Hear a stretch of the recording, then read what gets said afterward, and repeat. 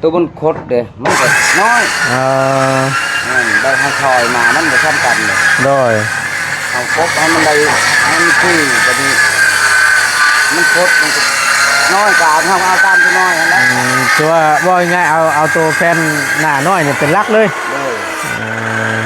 แต่ว่าเขาจะแต่ว่าจะเอาตัวใหญ่เป็นรักผัดชุ่มตัวตกเกตนี่ได้เนาะตัวน้อยนี่เนาะมีที่นี่ใครไป18ไปที่ชุ่มคดไป17 16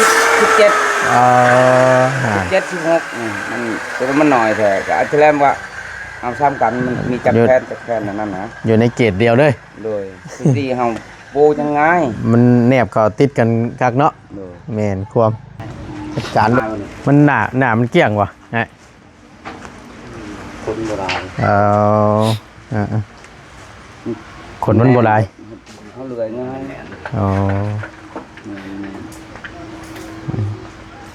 พอแบ่งกันคนละก้อนนะพอได้โดยพอได้กันห้องท่องไปก่อนได้ครับพอโดยได้เด้อเพิ่มก่อนเอาเพิ่มก่อนโดยเบาตัวละมาพอมีเฮงโดย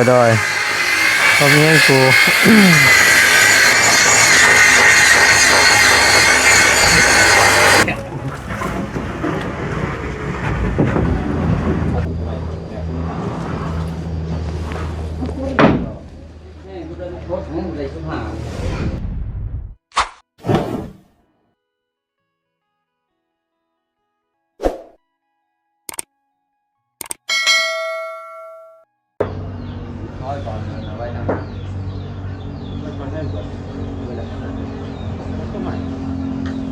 มาบาทนี่พี่น้องเลยเพื่อเป็นการเสียเวลาเนาะมาต่อกันอีกข้อนึงเลยพี่น้องเด้อเนาะณตอนนี้กับแมนทางทีมงานพอช้างเฮาเนาะได้ซอยหรือว่าซอยแป้นว่าสั้นซะเนาะซอยแป้นให้หน้ามันสำคัญเนาะให้หน้ามันสำคัญตัวใดน้อยตัวใดใหญ่ก็แม่นสิฮู้ละพี่น้องเอ้ยเนาะก็แม่นนี่แหละซอยออกนั่นแหละยาวว่าเอาไปทำนี่ดีต่อตอนนั้นมันก็ได้แล้วมันก่อนอื่นพี่น้องกราบทักทายสบายดีและสวัสดี FC เบิดสุขุสุคนเด้อพี่น้องเด้อบ่ว่าสิอยู่ในและก็ต่างประเทศก็ยินดีต้อนรับเข้าสู่ช่องประธานปองชาแนลคือเก่าเนาะพบเจอกันบรรยากาศช่วงสิเที่ยงแล้วล่ะพี่น้องเนาะแต่ว่ามันครึ้มฟ้าครึ้มฝนก็ยังดีแต่ว่ามันบ่ตกนั่นแหละพี่น้องเอ้ยครึ้มไปครึ้มมาอยู่นะเดี๋ยวน้ำกันอีกรอบนึงพี่น้องเอ้ยเนาะ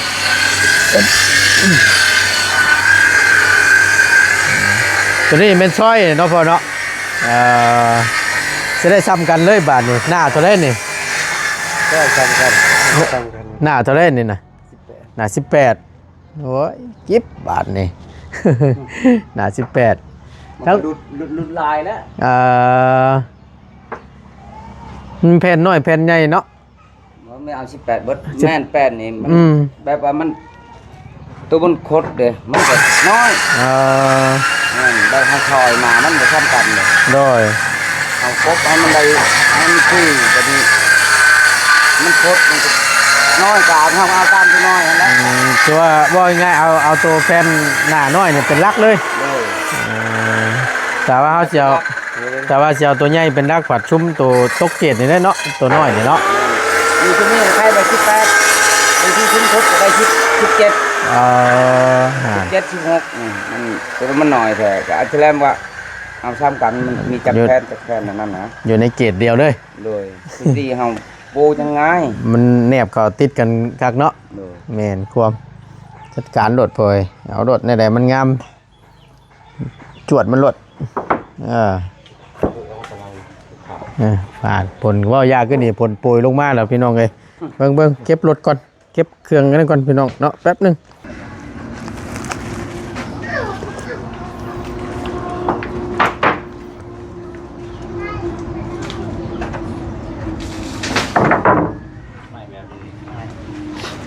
มันหนามันเกี่ยงวะไงคนโบราณคนมันโบราณเขา เลื่อยง่าย อ๋อเอาพอแบ่งกันคนละก้อนนะพอได้อัน โดย โดยพอได้กินห้องท้องไปก่อนได้ครับพอโดยได้เด้อเพิ่มก่อนเอาเพิ่มก่อนโดยเอาเบาตัวละมาพอมีเฮงโดยพอมีเฮงกู แต่ว่างามโน่นนี่เนาะ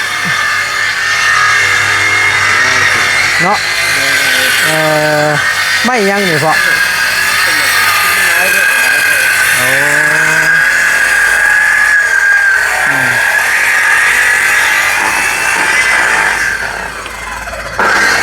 เป็นซอยเอาหน่า18ไปเลยพี่น้องเพราะว่ามันถ้าว่าสิเอานั่นมันกับ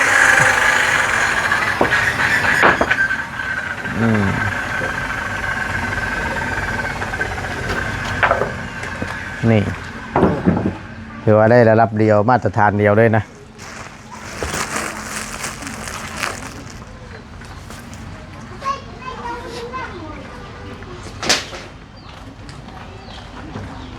หนาคักเนาะนี่จังว่าปูแป้นปูคนนี้นะตาบาบงบากเม็ดแป้นพาเนาะ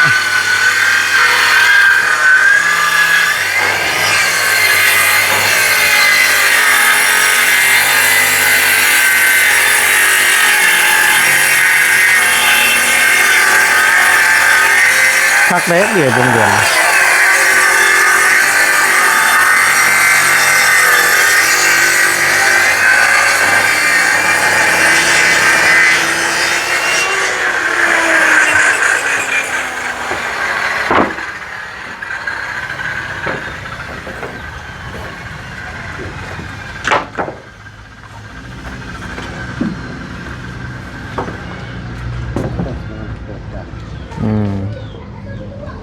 แมงตัวนี้เนาะ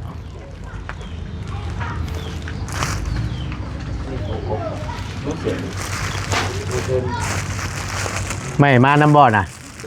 ก็มาบ่มื้อนี้ บงน่าบ่บุญน่าจะมาเมื่อนี่แหละบงกบเราขึ้นมาเลยซื้อมาเลยซื้อมาเลยโอ้ไม่เสร็จมาแล้วพี่น้องเลยคือว่ารับเนินการต่อเลยบาทนี้พ่อเลย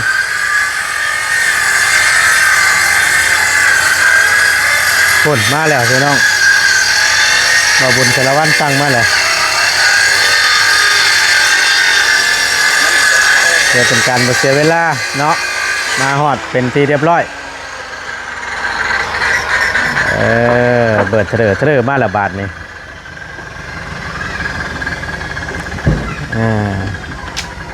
โอเค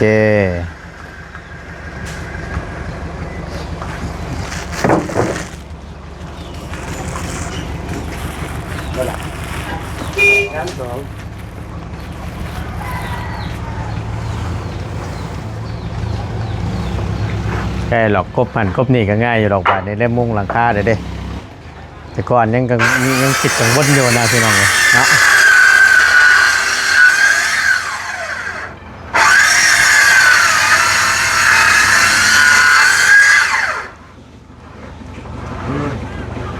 มาพร้อมกับสายพลนะดิ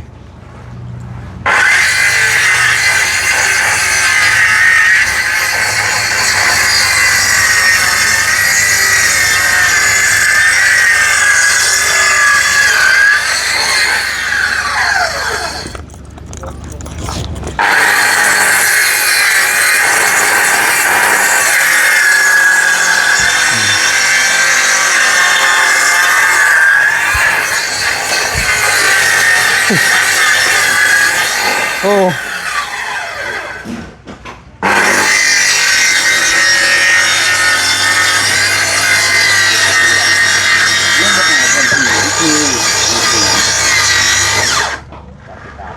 เหนียวเนาะทางนี้ดิมันเป็นคนป่ะผ้ายากเลยเนาะ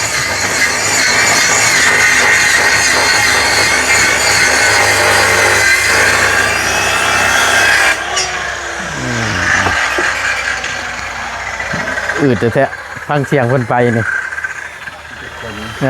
เป็นคนนี่เป็นปาดยากบ่อยโอ้เนาะ ไปแล้ว มาแล้วพี่น้องเอ้ยเนาะเดี๋ยวไม่ส่วนที่มันแปะเอาดิไปเอาไม่บงออกโดยแยกไม่เป็นนอกเนาะมันจังกันนัดคนพี่น้องเลย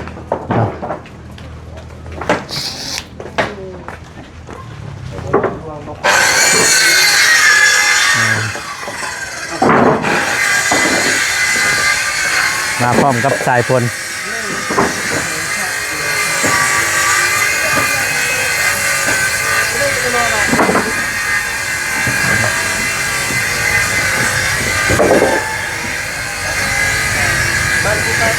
ผมโมแยกไว้ต่างหากเพราะเพื่อนไม่อันจังไฟน่ะให้เพิ่นเอาไม้นั้นลง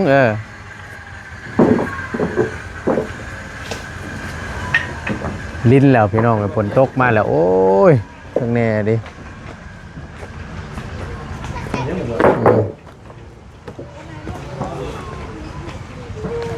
ส่งข้าวพักมาพักเที่ยงให้น้อง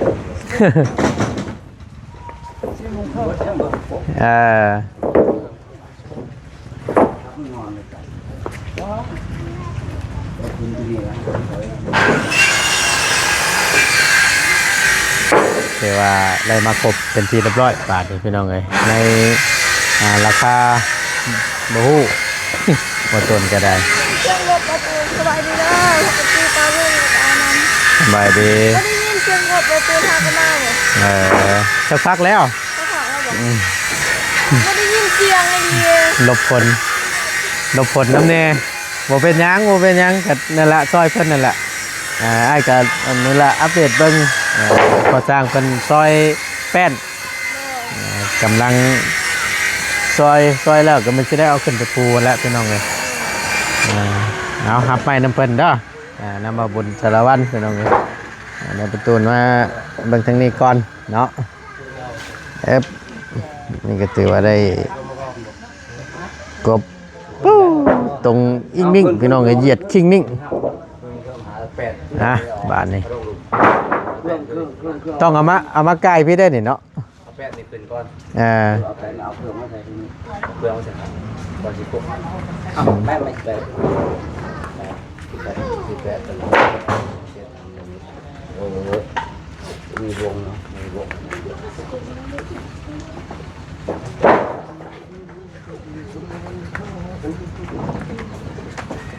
เอาทำไปแปะนี่ลงเชียวชั้นลงคือเก่า48แปด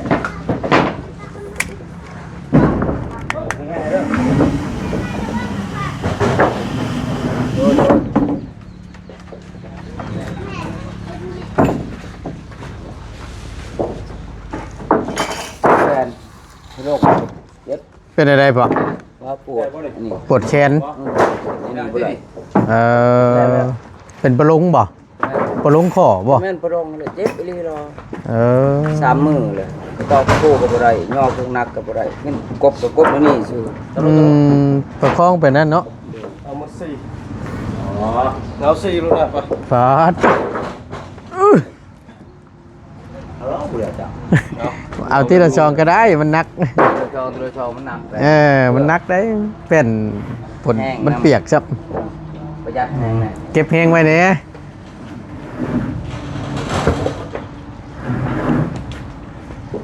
ต้องขลับนะกินอย่างกินนี่กันเนาะหน่อไม้เนี่ย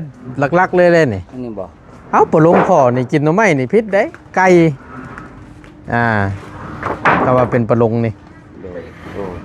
ไก่หน่อไม้นี่แม่นั่นแหละกินนี่สังเกตได้รวดเฮาก็เคยเป็นตัวปลงคอคือกันเฮากันปลงลาวแห้งมักจังกำไก่นี่โอ้ยกินเจ็บนี่โอ้หากระเจ็บนี่บ่ไข่พอ3นี่3 มื้อเลยพิษได้ไปถ้าว่าเป็นปลงนะ3 มื้อตอกย่างก็บ่ได้ตอกอันนี้ไม่พอ2พอย่างก็บ่ได้มีไก่เรากินโลดว่าได้ดึงแซ่บนะแต่ว่ากินแล้วก็ทรมานนั่นแหละ เจ็บเจ้าของ โดยแม่ เหล้าเบียร์จังซี่พิษแล้วตัวนี้พี่น้องเนาะ ซาโต้ถ้าปลอดภัยบ่ซาโต้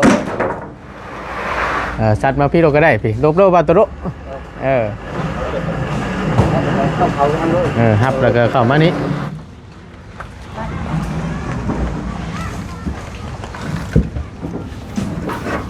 คุณเราว่าก่อนจะปิดเอาเบิดนึงอ๋อให้เราออกก่อน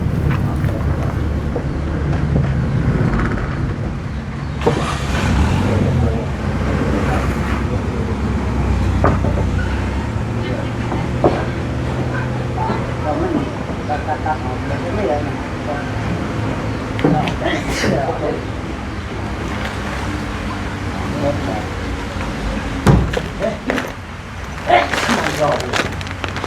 แม่มาเรื่องตัดจบเย็บแม่5ตัดก่อนเลยขึ้นเลยตัดเลยได้เป็นครับเดือนเนี่ยเขาเรียกว่าอะไรครับเดี๋ยวตัวนี้ช่วงนั้น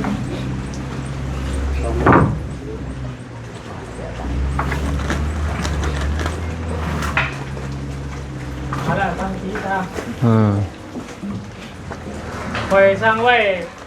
แบบนี้แหละแต่ว่าไม่หอดมันเหยียบให้สีแดงเรียนได้เคยว่ะ เฮาต้อง โว่ะเอามันอีก ลูกน้องเพิ่นบ่บ่บุญ เอาสีฟ้าเด้อวันซื้อนี่ลืมเลย เหยียบให้สีแรง เหยียบสีแดง โอ้ยมันก็บ่เข้ากันเด้อติ เปิดแทนไปเลยที่ว่าเพราะว่าเม็ดหนึ่งเนี่ยผมเหยียบให้2 เม็ดเลยเยอะมากไปให้น้องป๊อกไป ตกน้ำ ตรงหน้า เฮ็ดหางลิ้น หางดินสบายดี สบายดีบ่บุญสบายดี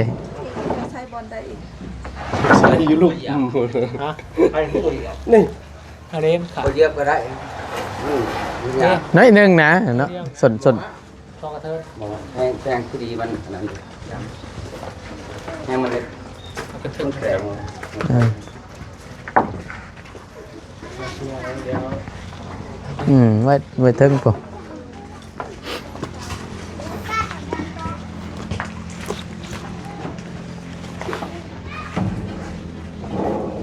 ทุกเป็นยอน มันเป็นดอกจอกกัน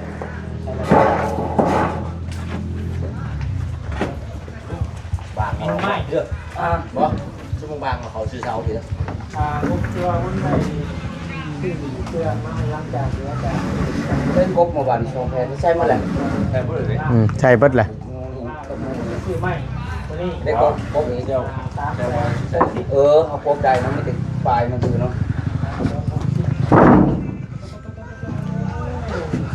อืม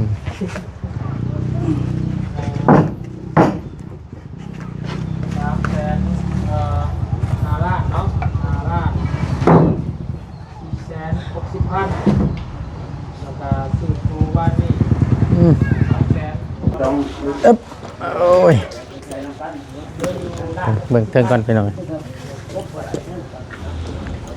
นี่ขึ้นมายายไว้เนาะ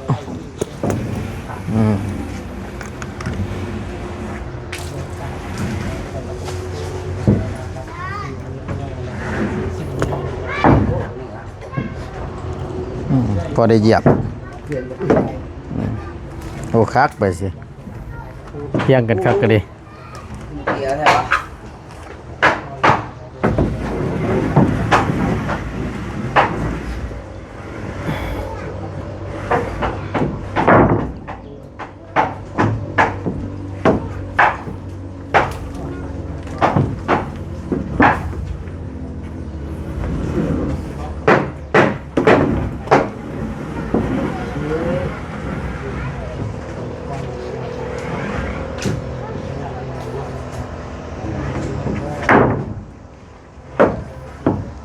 เดี๋ยวเบิ่งน้ำกันได้พี่น้องเรื่องแป้นนี่ก็บ่ฮู้ว่าจะพอบ่หรือ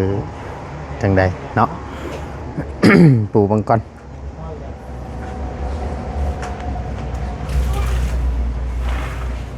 แล้วมันถูกไปยังที่กายไก่ชื่อมูเนี่ยก็บ่ไร ไม่ใช่เอาป่าเนี่ย เอาเต้งเข้าไปน้ำไหลใหญ่ๆเลย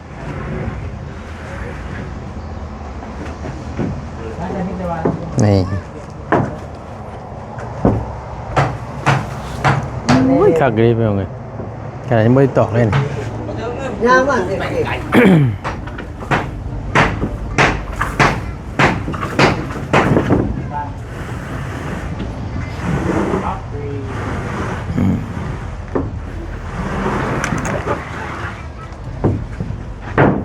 สิ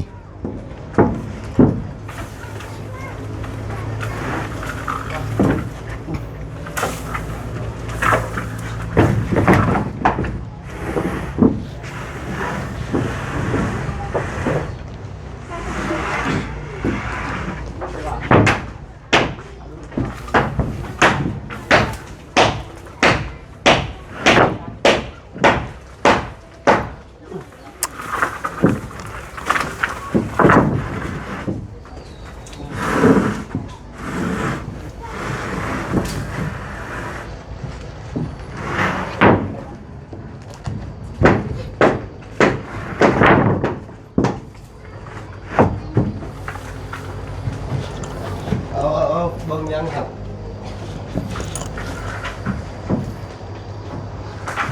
นี่คุณหมอแค่เดียวมาจะถอนมาเสร็จตัวนี้เอาเน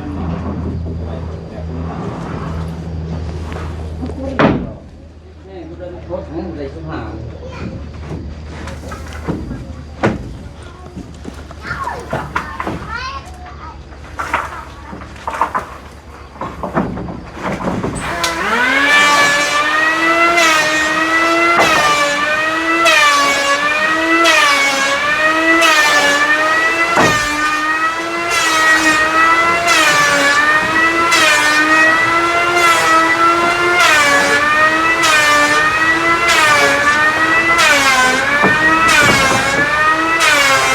ก็คือว่าได้ใหม่มาเนาะเพิ่มเติมเพื่อเป็นการบ่เสียเวลาไม่48ที่มันขาดนั่นแหละพี่น้องที่มันบ่พอแหละเนาะก็ถือว่าได้ลำเลียงมาเป็นที่เรียบร้อยเนาะพร้อมกับทางไม่5 คูณ 15เนาะถือว่าเฮ็ดแม่บันไดและคันบันไดถือว่าได้มาครบเป็นที่เรียบร้อยพี่น้องเอ้ยบ่ครบนี่เห็นทั้งบ่บุญบ้านป่าแปลว่าจะเดินทางขึ้นมาเมื่อนี้ว่าซั่นแล้วก็สิซื้อขึ้นมาให้เลยว่าซั่นเนาะ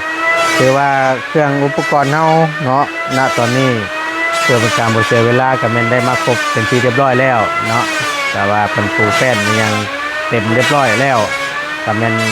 ขั้นตอนก็คือในการขึ้นไม้เส้นผาพร้อมกับวงกบเนาะที่ทางสร้างเพิ่นจะดำเนินการใส่2ชุดนี้ก็แม่นโอเคละบาทนี้พี่น้องเลยมันได้ใส่ไม้ผาสุดงโซล่าเนาะก็ถือว่าสายจวดดีทีมงานทางพอสร้างเฮาเนาะ FC เพิ่นก็โอ้ยก็ถือว่าให้ความสนใจกันหลายพี่น้องเลยชมเชยเนาะนี่แหละพี่น้องเพิ่นก็ว่าพอสร้างก็ถือว่าแบบเป็นคนละเอียดแล้วก็บ่มักง่ายจังซี่นะพี่น้องเนาะโอเคอยู่พี่น้องเนาะในส่วนใดที่มันบ่คักบ่แน่บ่จบบ่งามทางทีมงานก่อสร้างเพิ่นก็ถือว่าได้จัดแจงเนาะได้เฮ็ดให้มันดีมันงามว่าซั่นซะเนาะถือว่าโอเคพี่น้องเลยสิไม่ได้มือเนาะบัดทุกคนในการเฮ็ดการเฮ็ดงานถือว่ายอมรับเลยพี่น้องขนมตกปอกแน่ เราตื่นซื้อขนมนะว่าฝากกันกินห้องท่องไปถ่าตามกินข้าวเที่ยงเนาะเมื่อเช้านี้ก็ได้แวะก็มาซื้อน้ำก้อนมาไว้ทางทีมงานก่อสร้างเพิ่นได้กินนี่แหละพี่น้องเข้ามากันซื้อได้จำที่บ่ตูนซื้อแล้วพี่น้องบางเทื่อก็ได้กินบางเทื่อก็บ่ได้กินเนาะก็ตามกำลังเฮาว่าซั่นซะในใจก็โยพี่น้องเอ้ยก็อยากซื้อกับข้าวมาสู่เพิ่นกินพุ่นแหละแต่ก็ท บ่ได้งบเฮาว่าซั่นซะเนาะนี่ล่ะงบไหลก็ได้กินพี่น้องเอ้ย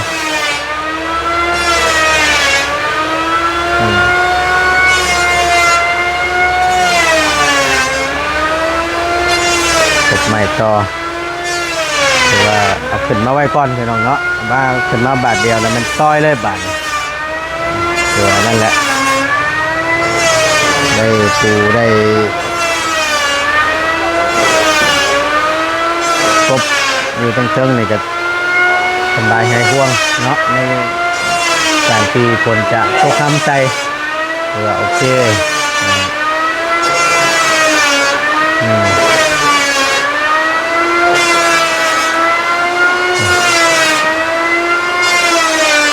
มีแต่ว่าตัวจะได้ขอจบคลิปกันเด้อพี่น้องขอบคุณหลายๆเนอกที่เข้ามาเป็นกำลังใจและซัพพอร์ตทั้งประตูนเบิ่งคลิปให้โดยบ่ขามโฆษณาขอบคุณหลายๆเด้อเนาะ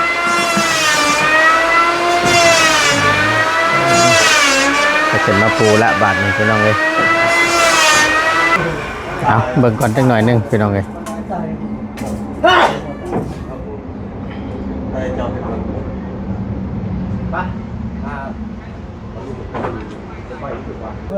โอเคพี่น้องเอ้ยมีแต่ว่าทั้งบ่ตูนก็จะได้ออกไปกินข้าวกินน้ำก่อนเนาะขอจบคลิปก่อนเด้อพี่น้องอยู่ดีมีแฮงสบายดีเด้อ